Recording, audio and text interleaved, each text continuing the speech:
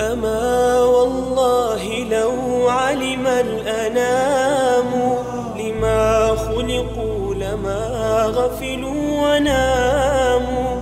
لقد خلقوا لما لو أبصرته عيون قلوبهم تاهوا وهاموا. فروح سوف ترحل في سلام وروح في الجحيم لها مقام. فروح سوف ترحل في سلام وروح في الجحيم لها مقام. ليوم الحشر قد عملت أناس فصلوا من مخافته وصاموا.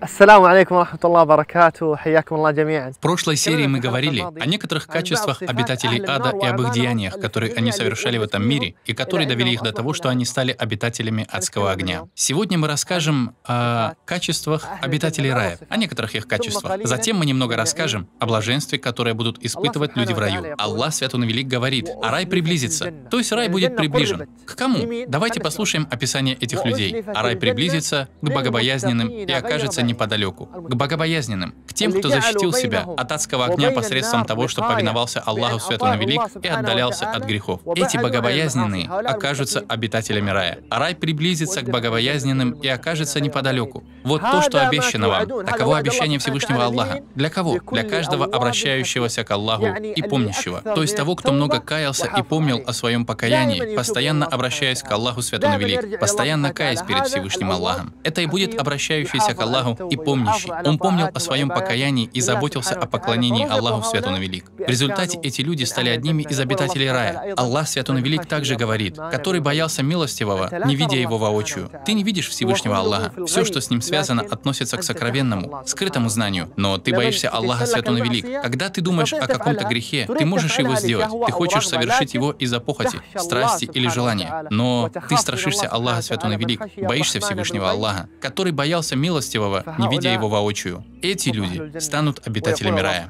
Также Аллах Свят Он Велик говорит, и явился с обращающимся сердцем. В судный день Он приходит, и его сердце, обращающееся, близкое, обращенное к Всевышнему Аллаху, небеспечное, и явился с обращающимся сердцем. Им будет сказано, входите сюда с миром, это день вечности. Там для них уготовано все, что они пожелают, а мы добавим еще. Им уготовано райское блаженство, и такими качествами они обладали в этой жизни. Также об их качествах Аллах Свят Он Велик говорит, тому же, кто боялся предстать перед своим Господом. Как мы говорили, твоя богобоязненность делает тебя одним из обитателей рая. Тому же, кто боялся предстать перед своим Господом и удерживал себя от страстей. Твой навс может чего-то хотеть и желать, но ты удерживаешь себя от страстей. Тому пристанищем будет рай. Давайте же украсимся этими качествами.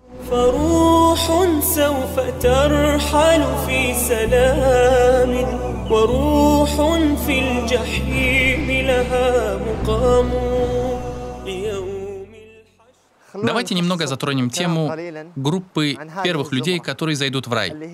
И да сделает нас с вами Аллах из числа этих людей.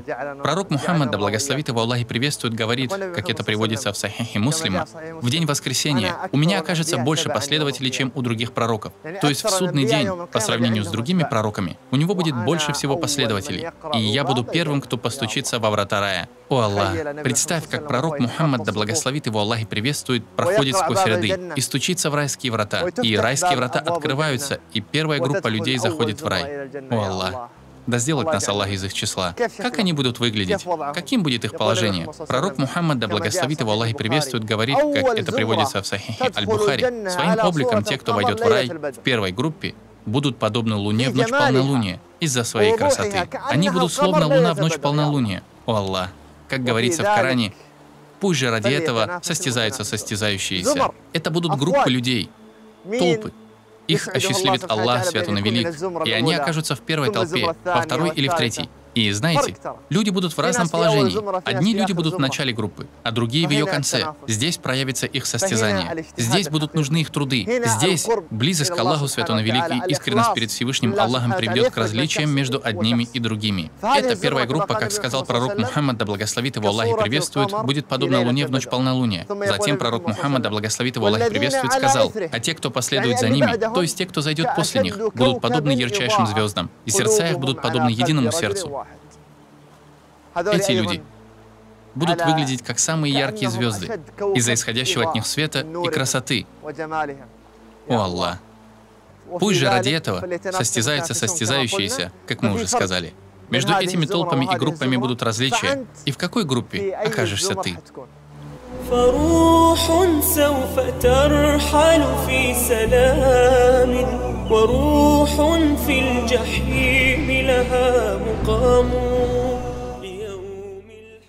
Вы видите эту прекрасную природу? Разве может человек, видя такую природу, не испытать радость? Душа радуется этому. Человек начинает чувствовать спокойствие и отдохновение, когда видит деревья и тени от них. Так, что ты думаешь о райских садах? Что ты можешь думать о деревьях в раю? Аллах Святой Велик говорит: в них обоих в садах есть ветви. Это райские ветви. В них обоих есть от всех фруктов по паре. Ученые говорят, что на этих ветвях находятся все виды фруктов. В раю есть все виды фруктов, которые существуют в этом мире, даже горькие их разновидности. Но горькие из них в раю становятся приятными на вкус, сладкими и вкусными. В них обоих есть от всех фруктов по паре, то есть по два вида, и каждый вид отличается от другого по цвету и вкусу. О Аллах! Эти вкусные и прекрасные фрукты находятся недалеко, когда человеку сложно их срывать, и когда он должен залезать за ними на дерево. Свежие плоды этих двух садов будут склоняться низко. Какую же из милостей вашего Господа вы считаете ложью? Они расположены низко, близко к людям, и обитатели рая будут их есть, когда пожелают. Пророк Мухаммад, да благословит его Аллах и приветствует, говорит, как это приводится в Сахихе Аль-Бухари, когда его спросили. И когда было солнечное затмение, сподвижники спросили его: мы видели, как ты взял что-то, находясь на своем месте, а потом мы увидели, как ты отошел назад, то есть вернулся. И он ответил: поистине мне был показан рай, и я протянул руки, чтобы взять гроздь растущих там плодов. Одну гроздь. И если бы я ее сорвал, то есть если бы я взял эту гроздь, и он вернулся, так и не взяв ее, если бы я взял эту гроздь, то вы могли бы питаться этими плодами до окончания этой дуньи. Всего одна гроздь из рая. Если бы пророк Мухаммад, да благословит его Аллах и приветствует, взял ее было бы достаточно, вплоть до конца света. Представь это себе. Рай неописуем. Он выше нашего воображения. Пророк Мухаммад, да благословит его Аллах и приветствует, сказал, как это приводится в Сахихе Аль-Бухари: поистине есть в раю дерево. Одно дерево. Посмотри на эти деревья здесь, какие они высокие. А теперь взгляни на тень от них. Эта тень занимает достаточно небольшое пространство, считанные метры. А в раю есть дерево таких размеров, что в его тени всадник будет ехать 100 лет. 100 лет. Затем пророк Мухаммад, да благословит его Аллах и приветствует, сказал: и прочитайте, если хотите, аят: в распростертой тени. О Аллах! Я прошу Аллаха Святой Велик даровать нам возможность увидеть эти деревья и вкусить их плоды. Ты хочешь, чтобы у тебя были деревья в раю, растения в раю? От Абу Гурейры, в хадисе, который привел Ибн Маджа, и шейх Аль-Альбани назвал его хорошим, хасаном, приводится, что однажды он что-то сажал, и мимо него проходил пророк Мухаммад, да благословит его Аллах и приветствует, и спросил его: не указать ли тебе на саженец, который будет лучше для тебя, чем это? Он ответил: да. Тогда пророк Мухаммад, да благословит его Аллах и приветствует, сказал: скажи субханаллах, альхамдулилля, ля иляха илlallah и Аллаху Акбар. И за каждое из этих слов тебе будет посажено дерево в раю. Также пророк Мухаммад, да благословит его Аллах и приветствует, говорит в хадисе, который находится в сунанах ат-Тирмизи, и шейх Аль-Альбани назвал этот хадис достоверным. Тому, кто скажет «Субханаллахи аль-Азим ва бихамди», в раю будет посажена пальма.